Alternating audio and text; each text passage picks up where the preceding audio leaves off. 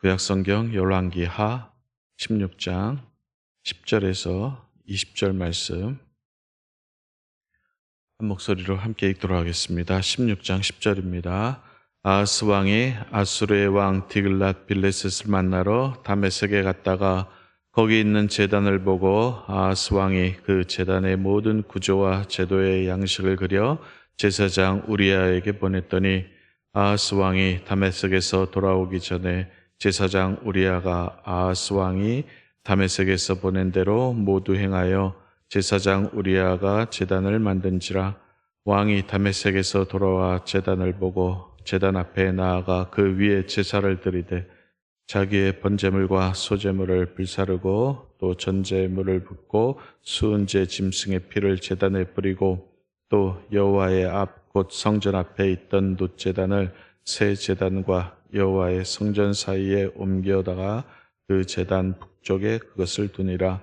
아하스 왕이 제사장 우리에게 명령하여 이르되 아침 번제물과 저녁 소제물과 왕의 번제물과 그 소제물과 모든 국민의 번제물과 그 소제물과 전제물을 다 이 큰 제단에 불사르고 또 번제물의 피와 다른 제물의 피를 다 그의 놋제단은 내가 주께 여울 줄 이래만 쓰게 하라 하매 제사장 우리야가 아하스 왕의 모든 명령대로 행하였더라. 아하스 왕이 물두멍 받침의 옆판을 떼내고 물두멍을 그 자리에서 옮기고 또 놋바다를 놋소 위에 옮기다가 돌판 위에 그것을 두며 또 안식일에 쓰기 위하여 성전에 건축한 낭실과 왕이 밖에서 들어가는 낭실을 아수르 왕을 두려워하여 여호와의 성전에 옮겨 세웠더라. 아하스가 행한 그 남은 사적은 유다 왕 역대 지략에 기록되지 아니하였느냐?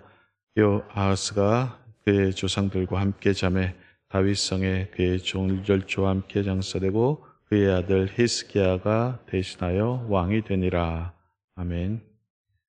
열왕기하 16장은 남유다 제12대 왕 아하스의 이야기를 담고 있습니다. 아하스는 20살에 왕위에 올라서 16년 동안 유다를 다스리던 그런 왕입니다. 성경의 평가, 아하스에 대한 성경의 평가는 악한 왕이었다라고 말을 합니다.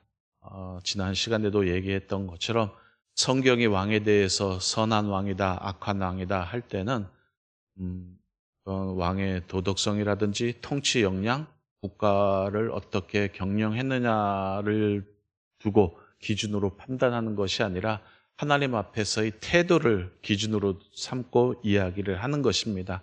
율법에 대하여 어떤 태도와 자세를 지녔느냐, 하나님께 어떻게 행하였느냐를 따라서 그가 선한 왕이었는지 악한 왕이었는지 평가가 됩니다. 아하스 왕은 남유다 왕들 중에서도 악한 왕에 속하는 그런 왕입니다.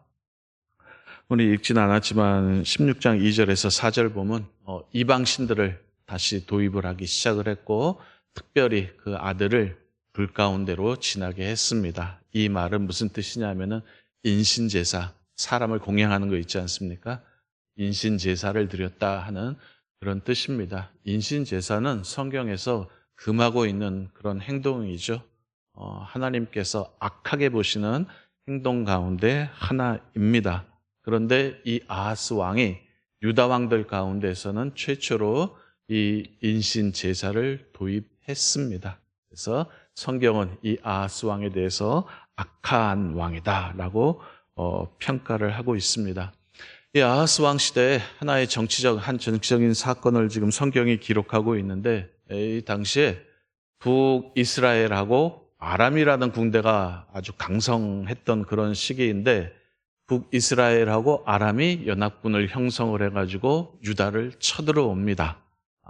이 당시가 아수르가 북방에서 세력을 펼치면서 남하하던 그런 시기였기 때문에 팔레스타인 주변에 있는 나라들이 굉장히 긴장을 하고 있었던 그런 때입니다. 그때 북이스라엘하고 아람이 서로 연합군을 맺어서 반아수르 동맹을 맺었습니다. 그리고 유다에게 너희도 여기에 동참해라. 같이 우리 아수르를 막아내자라고 요청을 했는데 이 유다가 거절을 하죠. 우리는 그렇게 못하겠다라고 거절을 하니까 이 북이스라엘하고 아람 군대가 서로 연합군을 맺어가지고 남유다를 쳐들어왔습니다.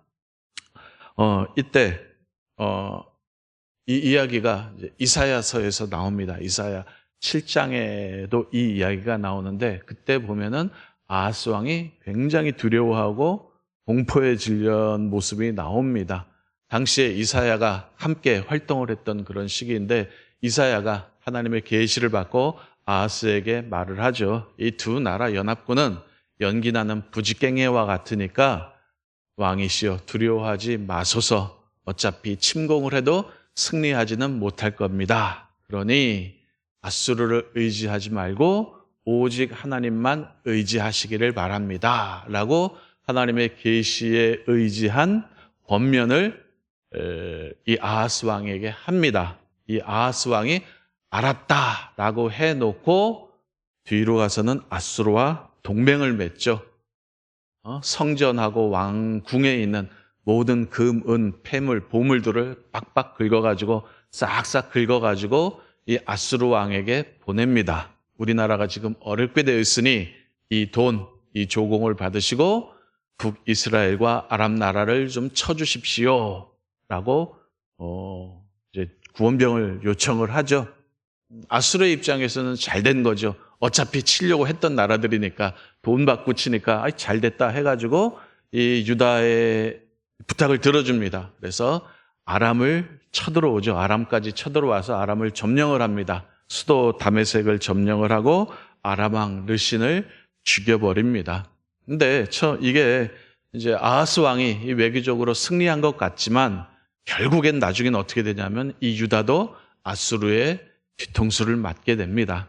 그 이야기가 이제 앞에 있었고 오늘 우리가 읽었던 본문은 이 아하스 왕이 아람의 수도였던 다메섹으로 와서 아수르 왕 디글랏 빌레셋 3세를 만나는 그러한 장면입니다. 이 아하스 왕이 다메섹으로 올라간 이유는 두 가지 정도 되겠죠. 첫 번째는 구원병을 보내주셔서 감사합니다 하는 감사의 표시로 올라갔을 거고 두 번째는 이 아수르 왕에게 충성을 맹세하기 위해서 갔을 겁니다. 당신은 우리의 주군이요 우리는 당신의 신하입니다. 앞으로 우리나라가 몸 바쳐 당신에게 충성을 하겠습니다. 라고 이 충성 맹세를 하기 위해서 아마 올라갔을 겁니다. 그런데 이 아하스가 이 다메섹에서 제단을 하나 보게 되죠. 이 제단이 어떤 학자들은 아수르 왕이 승리를 기념하여 세운 제단이다라고 말을 하기도 하고 또 어떤 학자들은 아람이 섬기던 신들을 위한 제단이다라고 말을 하기도 하는데 어쨌든지 간에 이방 신의 제단인 건 확실하지 않습니까? 이 제단을 보고 좋아 보였는지 이 아하스 왕이 똑같이 유다에도 곧바로 도입을 하게 됩니다. 이 이야기가 지금 나옵니다.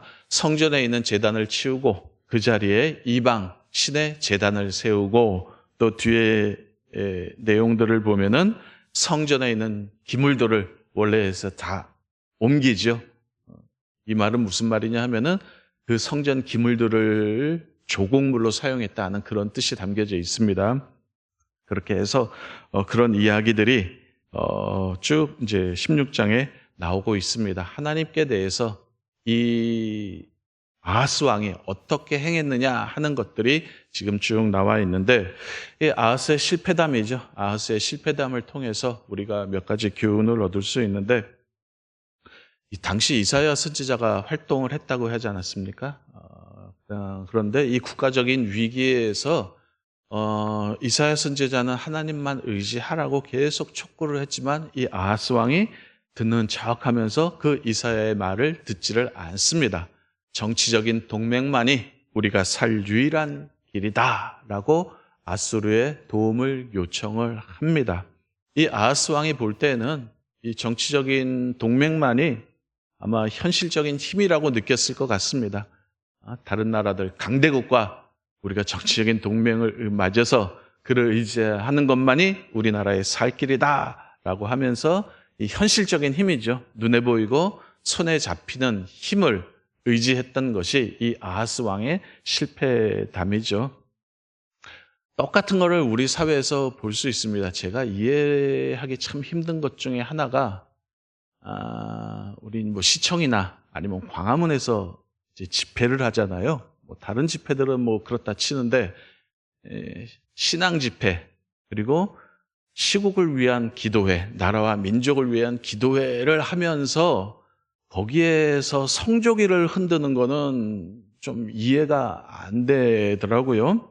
이 나라를 이제 기도회, 그 신앙 집회가 그거지 않습니까? 이 나라 이 민족은 하나님께서 지키신다라는 그 표현이 신앙 집회잖아요, 그죠? 그런데도 불구하고 거기서 막 성조기 휘날리고 한미동맹 외치고 미국이 우리를 지켜준다, 막 이런 식으로 얘기하는 거는 제가 이해를 잘 못하겠습니다. 입으로는 하나님께서 지키신다라고 하면서 심리적으로는 미국과의 동맹이 우리나라를 지키는 거다라고 하는 건지는 잘 모르겠습니다만 여하튼 간에 제가 그게 정치 집회라면 이해를 하겠는데 어차피 사람들마다 생각이 다 다르지 않습니까? 그리고 뭐 미국과 좋은 관계를 맺어야 된다는 건 누구나 다 이해를 하는데 뭐 그 정도는 이해를 하겠는데 이게 신앙 집회를 하면서 하나님만이 우리의 힘이고 하나님만이 우리나라를 지켜주신다라고 하면서 여러 가지 것들을 성조기를 흔들면서 여러 가지 것들을 끌어들이는 것은 제 좀 이해를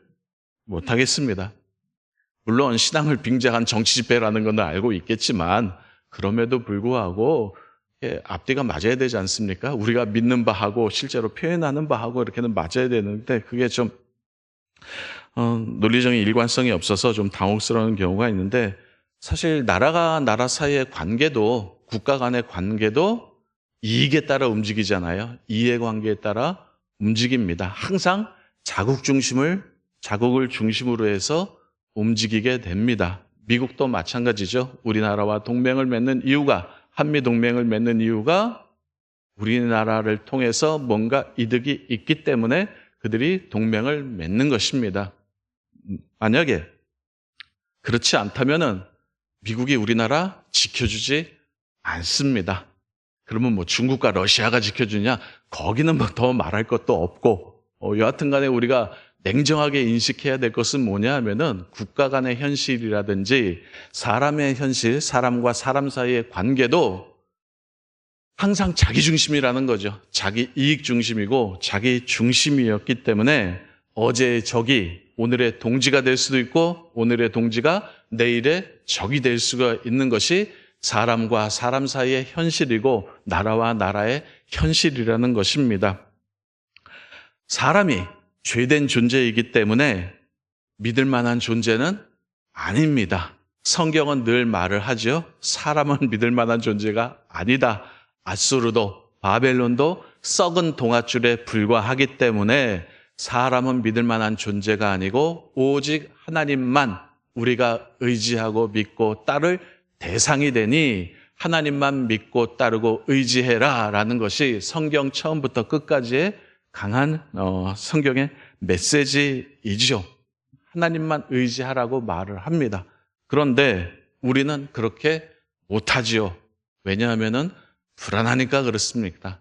하나님을 의지한다는 것이 말은 쉬운데 사실 우리 실제 생활에서는 굉장히 불안합니다. 왜냐하면은 첫째로는 하나님이 눈에 안 보이죠.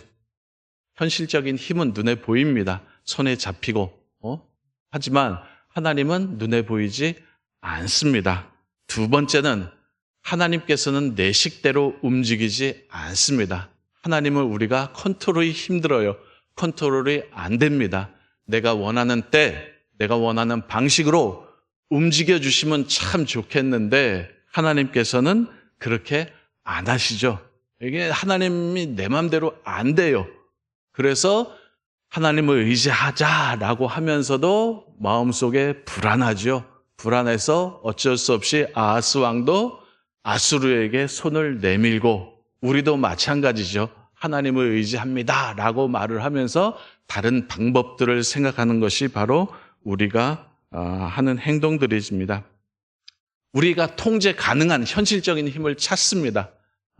그게 이제 잘못된 건데, 그런데 반해서 하나님께서는 우리에게 어떻게 말씀하시냐면은 일단 따라와 라고 말씀을 하십니다. 우리는요, 보장을 해 주십시오. 앞에 어떤 일이 일어날 거고 그 일에 대해서 하나님께서 어떻게 하실 것인지 앞날에 대한 보장을 해 주십시오 라고 우리는 계속 요구를 하고, 하나님께서는 아니다, 일단 따라와 라고 말을 하십니다. 우리는 계속해서 내 인생길에 확실한 걸 보장을 해 주십시오 라고 주장을 하고, 이에 반해서 하나님께서는 일단 나만 믿고 따라와. 내가 누구인지 어떤 자인지는 이 성경을 통해서 내가 너희에게 다 보여주지 않았느냐. 수천 년의 그 역사를 거쳐서 하나님이 어떤 분이고 얼만큼 믿을 만한 분이고 어떤 능력을 갖고 계신 분인지 내가 성경을 통해서 너희들에게 보여주지 않았느냐. 그러니 그걸 믿고 일단 따라와라 라고 우리에게 말씀을 하고 계십니다.